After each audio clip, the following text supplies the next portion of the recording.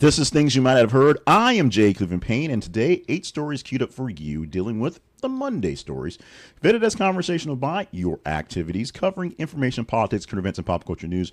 We're talking sanctuary cities, we're talking ceasefires, we're talking Taylor Swift, and oddly enough, we're all talking about Donald Trump in all 3 stories, plus 5 other stories that aren't exactly Trump adjacent, but we'll do what we can to make that happen, I guess, because we're obsessed. 100 Days, I think, is tomorrow, but he has a big rally today on it. Well, get into those tomorrow, of course. But right now, we'll explain the vetting process on how these stories that we picked for the day were picked for the day, the 8 stories total, and let you know more about what's going on in the background. But first, 3 things to remember. The website, this is theconversationproject.com, our home online, so that you can see all you can see about us. We also have an email address, which is on Gmail, because we're cheap. The conversation inbox at gmail.com, so you can get a hold of us and talk about anything you want to, including stories that we may have missed or we may be putting too much emphasis on based on your opinion. And today's sponsor is going to be Flowers Fast. We'll talk about Flowers Fast in a bit. Go to our website. There's a link for there, or go to thisistheconversationproject.com/Flowers If you need flowers within the day, they can take good care of you. We have 8 stories, as we said, for you today. All pretty good stories, and all stories based on what you engaged in, what you wanted to talk about for this Tuesday, April 29th, 2025.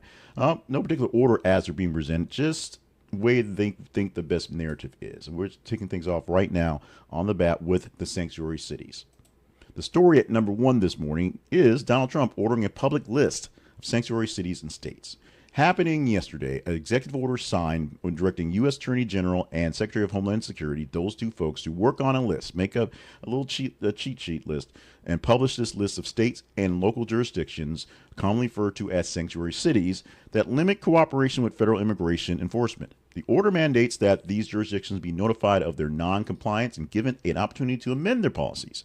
A little chance to fix what it is that they're doing wrong. Failure to comply may result in suspension of termination of certain federal funds as permitted by law. There's your kicker. The executive order also instructs federal agencies to identify and halt any state or local law that unlawfully prioritizes undocumented immigrants or over U.S. citizens, such as provisions granting in-state tuition benefits to non-citizens. I'm not sure where that is, but I guess it exists. Additionally, it calls for the development of mechanisms to ensure the individuals in sanctuary jurisdictions do not receive federal public benefits unlawfully. The action follows a recent federal court ruling that barred Trump administration from denying federal funds to sanctuary jurisdictions, stating that these measures were unconstitutional. So he wrote executive order. That doesn't change anything, but he did it anyway. The court emphasized that funding decisions require congressional approval and that executive branches cannot just unilaterally, that word that I just missed 3 times, impose conditions on federal grants. Trump administration renewed focus on sanctuary cities as part of his broader immigration enforcement strategy. In the first 100 days of his second term, the administration has reportedly deported over 139,000 people and initiated operations targeting undocumented immigrants, including those near schools and courthouses. The measures have sparked legal challenges and public debate over the state's rights and the federal government's role in immigration enforcement.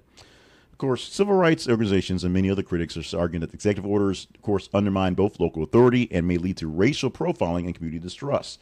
Essentially, the ones that are getting the bad rep, the ones getting stuff they're not supposed to be, will be ratted out for the greater good, or whatever Trump's actually looking towards.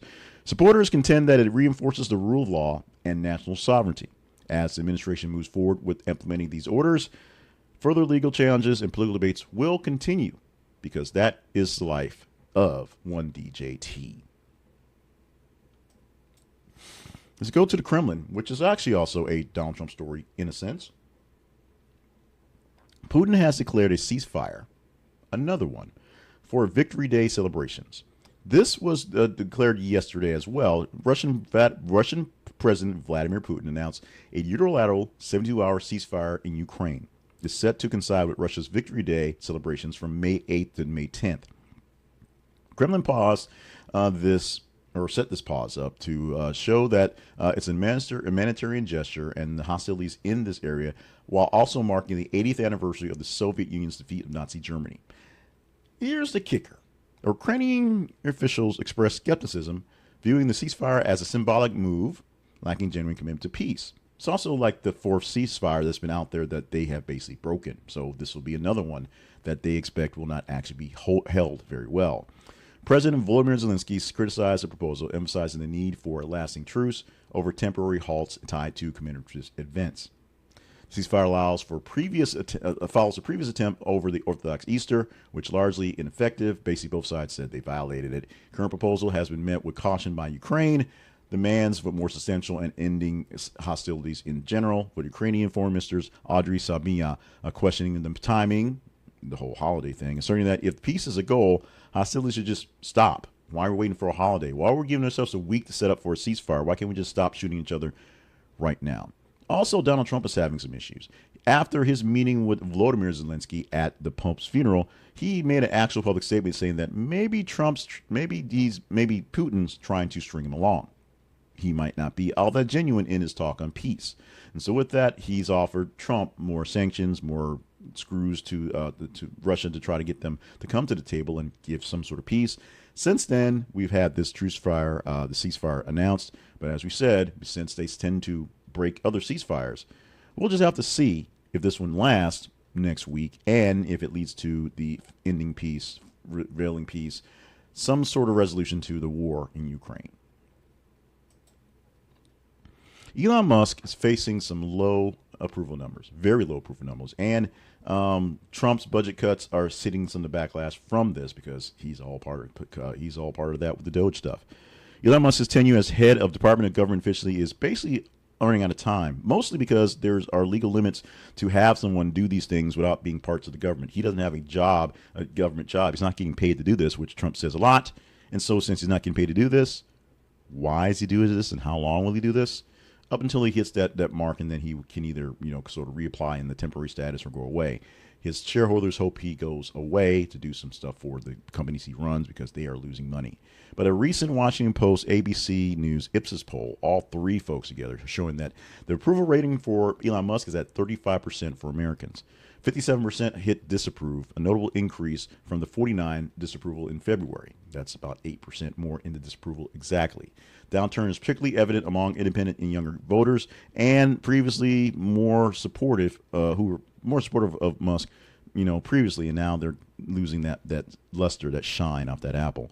Trump administration and aggressive budget cuts, which were spearheaded by Musk, have faced the widespread criticism in general, with 60% of respondents believing that the administration has gone too far with the layoffs, 77% saying too far with the cuts to medical research and funding, and the 66% are against the proposed elimination of Department of Education, just getting rid of it.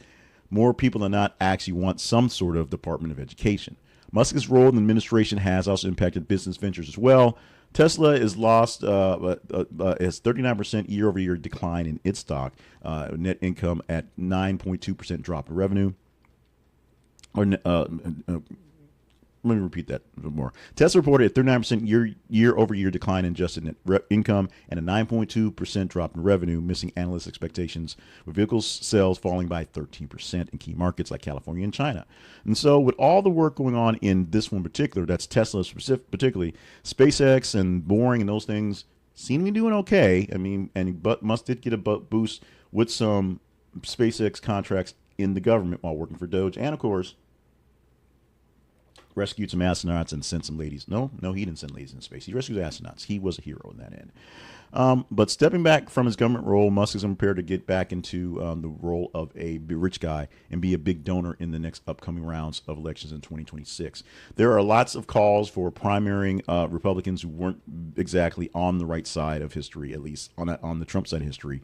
And Trump is looking to bolster that up using Musk as a tool because he can, by propping up some of these elections and getting folks the funds they need to run in major campaigns in places they could not.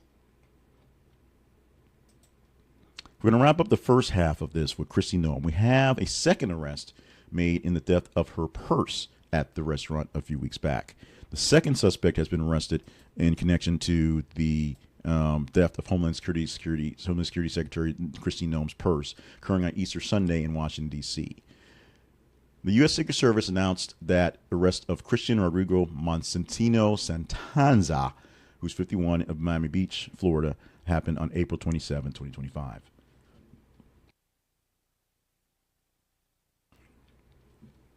For a fact of notes, he was taken into custody at a Walgreens store, charged with possession of stolen and fictitious driver's license. where he's alleged that Montesino Sanzaza is a co-conspirator in a series of thefts and robberies in Washington, D.C., including the theft of Chrissy Noem's purse. He's currently being held on immigration detainer. The incident occurred while Secretary Noem was dining with her family at Capitol Burger in Washington, D.C. Her Gucci purse containing about $3,000 in cash, her passport, driver's license, Homeland Security badge, we've had all these things before, were stolen. It was under her chair, and a person basically sat behind her, more or less, on another table, used his foot to kick the bag over, and just walked out with it. What we're seeing now is that this is essentially a ring of things. The primary suspect was a man named Mario Bostime Lavita, who's 49, a Chilean national. He was arrested on April 26th. He's facing federal charges including robbery, wire fraud, and aggravated identity theft. And it's basically Bustina Livia actually used the stolen credit cards, purchased about $200 worth of stuff, making it easy to find him going forward. They recovered the belongings in his motel room somewhere. Now, the biggest thing that we're putting a target on this to make this a larger issue is immigration. Both of these folks are essentially being detained and sent to be deported because they are foreign nationals. In fact, in the press release that was given this, they stated pretty obviously, pretty heavily, that these people have been here illegally and are part of a ring doing things. They're actually looking for more people in the ring, essentially, more people just pulling purses, pulling bags, stealing items, putting them together, and then dividing among themselves going forward. It's going to be something that will be a bigger look. This is not necessarily a Homeland Security sort of thing to look for, pickpocket rings. But when you do have a bunch of people who tend to be illegals, for lack of better terms, that makes a little extra emphasis on it. Although, as I say often in these things, this is not going after murderers and killers. These are thieves. These are criminals. That is true. But it's not going after the big guns that President Trump was basically harping about. These are the low-hanging fruit that they are going for. We are asking you now, I know we clicked the slide a little early, but asking you now to engage in your ability to help us grow, engage in your ability to tell us what's going on, use your civic duty to vote, if you will, and like this video here. It's a simple vote. If you're on Facebook, it's a range of emojis, pick the one that works for you. If you're on YouTube or you're on X, it's a heart. It's all hearts. Everything's a heart. Show us. Actually, YouTube's a thumbs up, so that's not true. But if you're liking what you're seeing here, liking what you're hearing here, you like the commentary, the news, the mix of stuff that we have going on, and how it's not just whatever is being overtaken by the mainstream media, what they're pushing out all day long because they have to play the hits. Some of the weirdo stories are here with us, and if you like that, make sure you're sharing us, you're liking it here on the thing, so that if you hit like on the video, the algorithm will share it with other folks because it seems like it's a better thing. And I will know I hit a pretty good mark in the stories on the day. Share it with like-minded folks so that they can get it directly into their sort of feeds, their sort of likes. And if they like it and they share it as well, more people will engage in it. And if you're not getting this natively into your feed, someone has been feeding it to you every couple of days, or just sort of pops up randomly because you watched one, and you still enjoy us, you want to get us on a regular basis, hit subscribe so that you can actually get us. And you don't have to hit notifications because I don't even do notifications for my stuff. I basically go through and look at the time of day and see what I'm going to look at. Hit subscribe so that we get put into your feeds and you can find us fairly easily out there. We're moving to DC, or a new RFK, or something on top of RFK, as Washington Commanders have reached a $4 billion stadium deal at the site of the original RFK Stadium. The Commanders are going to work on living back in the District of Columbia, finalizing this $4.4 billion agreement to construct a new stadium at the historic RFK Stadium site. The development marks the team's return to D.C. inside of the actual confines after 3 decades in Landover, Maryland. 3 decades, that's a different 3 years. The project encompasses a 65,000-seat dome stadium and comprehensive redevelopment of the surrounding acres, 180 or so. The Commanders will actually contribute $2.4 billion to it, which means, yes, city funds, $1.1 billion on infrastructure and community and incentives. So yes, public, you are paying for your new stadium. The new stadium is designed to be a year-round venue capable of hosting major events, including a potential future Super Bowl, which is always the point. The broader redevelopment plan includes residential units, retail spaces, green areas, and a sportsplex aiming to revitalize the Anacostia riverfront and provide economic opportunities for the local community. The project has garnered support from city officials and NFL leadership. Of course, it faces scrutiny over U.S. public funds, of course, and D.C. Council must approve the funding plan, which includes a proposed sports facilities fee on large businesses to finance the city's contribution, i.e., y'all paying for this stadium. Some community members and leaders have expressed concerns advocating for alternative uses of land and affordable housing, which you think would be better. But the Commanders want to play in D.C. again. This is what's going to happen. Pending the council approval, the construction will begin in 2026, with the stadium opening in 2030. So no time soon, but it's coming. These things take time. Until then, Commanders will continue to play where they play in Landover, and then they can figure out what to do with FedEx on that end. The agreement represents a significant milestone in Commanders' history, or Redskins history, if you will, reconnecting the franchise with its storied past at RFK Stadium and signaling a new chapter in its relationship with the nation's capital. So those in D.C. who love their Commanders will get a chance to have them as the home again.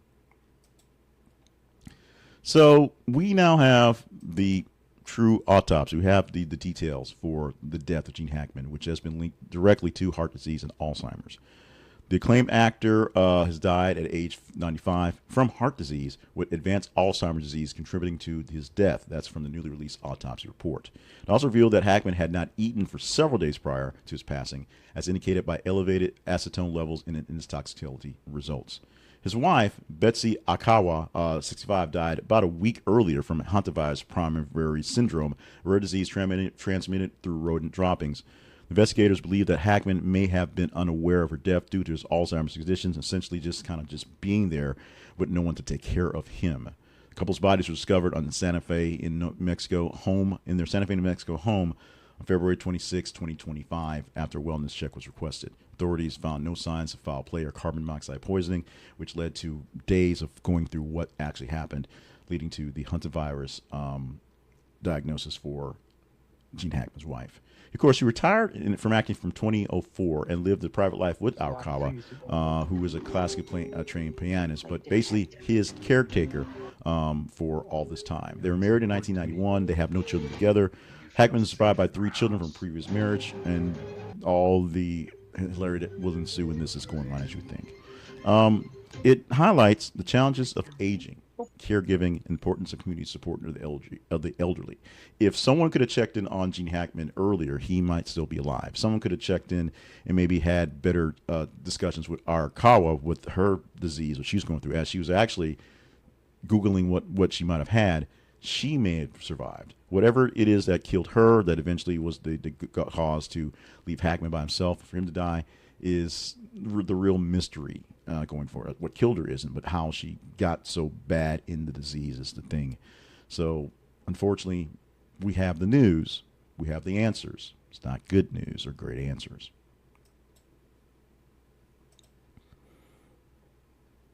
A Brooklyn woman was mistaken for a protester and was chased by a crowd at an Israeli's official speech.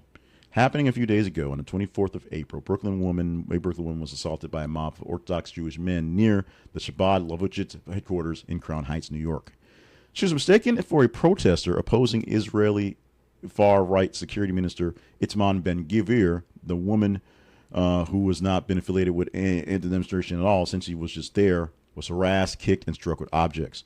The incident occurred after tensions escalated following Ben-Gvir's appearance, which had already sparked clashes between the pro-Palestinian activists and local Orthodox Jews. The woman, fearing for her life, was eventually escorted to safety by police officers. She reported injuries and emotional trauma and believes she was targeted in a hate-motivated attack. Police confirmed one arrest and issued multiple summonses, but have not clarified if anyone was charged with this assault. Mayor Eric Adams condemned the violence from both sides and emphasized the city's intolerance for that behavior, I should say. The Chabad Lubavitch organization denounced the violence by both anti-Israel demonstrators and the mob, referencing the area's historic sensitivities due to the 1991 Crown Heights riots. The incident highlights ongoing tensions surrounding Israel politics and their impact to the disparity of the communities. And finally, our 8th story for the day. Donald Trump gets into it with his visit by the Eagles at the event to celebrate Super Bowl and gets some digs in over Taylor Swift and the loss by her boyfriend's team, the Chiefs. During this visit on April 28th, celebrating the Philadelphia Eagles Super Bowl victory, President Donald Trump made a poignant remark about pop star Taylor Swift. Referencing their shared attendance at the Super Bowl, where the Eagles defeated the Kansas City Chiefs 40-22, Trump quipped, "I was there along with Taylor Swift. How did that work out?" although Trump should not have been saying he was really pulling for the Eagles because he doesn't really have a pulling for that. The comment alluded that Swift's support for the Chiefs, particularly her boyfriend, Travis Kelce, drew laughter from the audience going forward because it didn't work out so well for the Chiefs and I guess her boyfriend and herself. The jab is part of an ongoing tension between Trump and Swift. They have a back and forth, a little bit of a tiff for taff, if you will, not a love back and forth, but just because Trump likes being a jerk. Intensified after Swift endorsed Vice President Kamala Harris during the 2024 presidential campaign. Following her endorsement, Trump expressed his displeasure on social media and Truth Social and saying that I hate Taylor Swift. After Super Bowl, both Trump and Swift were present. Trump received cheers and shown on the stadium's big screen, while Swift was met with boos from the same fans. After the game, Trump posted on Truth Social, the only one that had a tougher night than Kansas City Chiefs was Taylor Swift. She got booed out of the stadium. MAGA is very unforgiving. Swift actually grew up as an Eagles fan, as you get from an area, but not publicly responded to Trump's comments. Her relationship with Kelce sort of makes her in the Chiefs sort of standpoint, and her presence at games have been the subject of media attention, and oddly enough, brought more Swiftie fans and normal people into the stands and into the TV ratings for these games. So Roger Goodell, he's pretty happy about it. Donald Trump just needs a target. Oh, at the meeting, by the way, there were a few notable misses not at this highlighted celebration at the White House. Go deeper into the details of the stories and go see who wasn't there. All of them had pretty good excuses, but as of the last time when Trump was in office and the Eagles said, nope, we're not going, the Eagles said we're going, except a few exceptions of the actual team. We wrapped up the 8 stories for the day. These are all stories that were deemed conversational by you. These are stories that you said via your engagement with the stories were worthy of talking about, and we pulled from that bank of stories that were worthy of talking about and gave you 8 of them that we thought made the best narrative.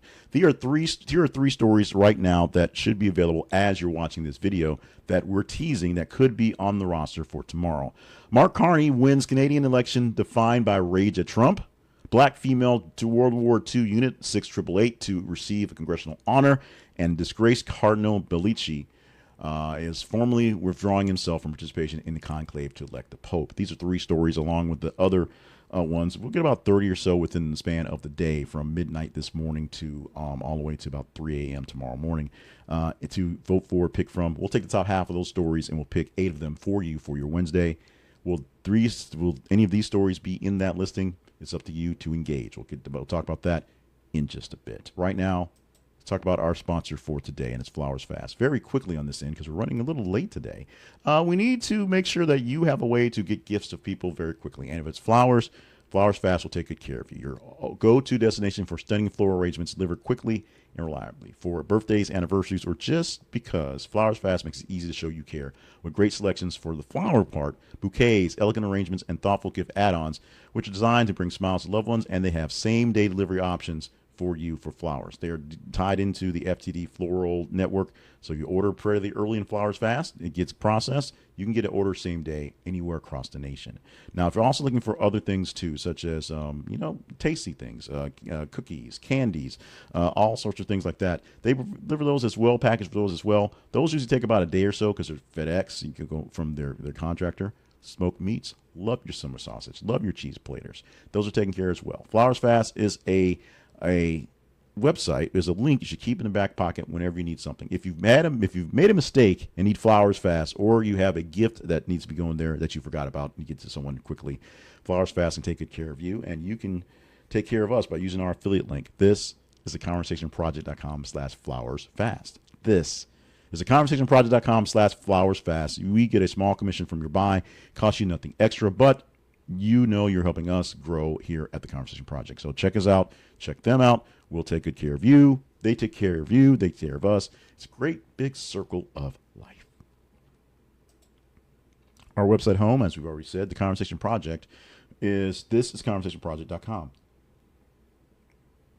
At the website, you'll find links to our origin story. Links to past episodes, links to more sponsors, and our partnerships page where you can consider joining in for a monthly contribution to help us grow on here as well. We talked about the feeds. We talked about the stories getting into our actual headlines. We gave you 8 today, 10 yesterday, stories that you deem as conversational. And as we said, we post news articles Oh, we didn't say that yet because we're changing the script. We're posting news articles every 50 minutes on our feed so you get a chance to engage in them. Now, how do they get here into this show, if you will?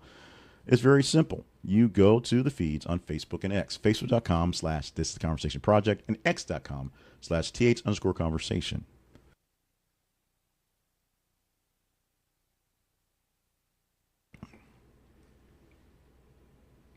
As you check your Facebook feed and your X feed, you'll see about every 50 minutes we have a new news article, news headline, news something. You simply click on it.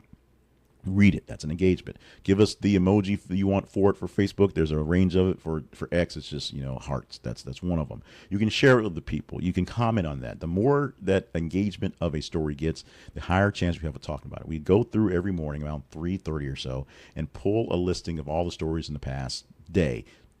X is a little mean about it, actually more like 2 days, but it works that way going forward. And we look for stories with the highest number of engagement hits on them. We look for the biggest numbers, more people have engaged in, and we take the top half of those stories and we pull from those 8 stories that work for the best narrative.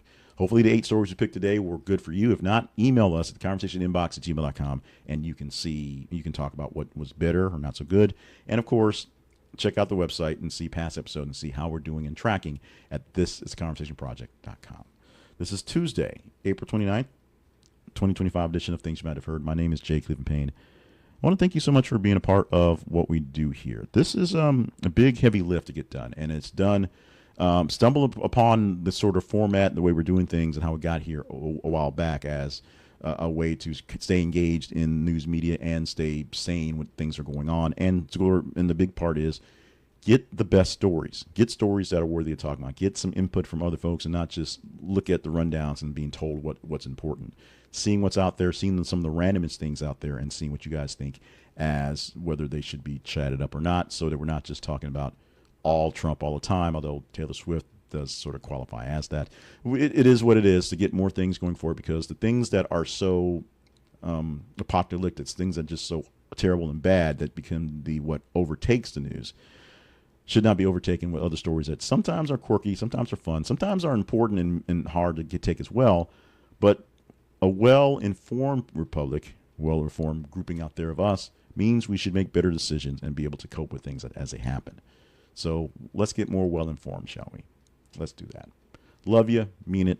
Let's get out of here. We'll see you tomorrow.